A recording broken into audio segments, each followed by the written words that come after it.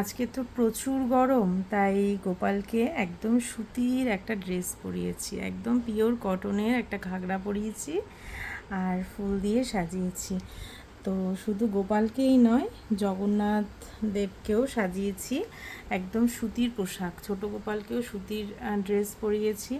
তো আজকে সব ঠাকুরদেরকেই সুতির ড্রেস পরিয়ে সাজিয়েছি, একদমই কটন, যাতে গোপালের গরম না লাগে। গায়েও আঁচলা দিইনি, কারণ এত গরম না, আমাদেরই গরমে এত কষ্ট হচ্ছে, তো ভগবানের কি কষ্ট হয় না বলো? ভগবানের তো গরমে কষ্ট হয়, তাই জন্য ভগবানের জন্য তো আর বিশেষ কিছু ব্যবস্থা করতে পারছি না।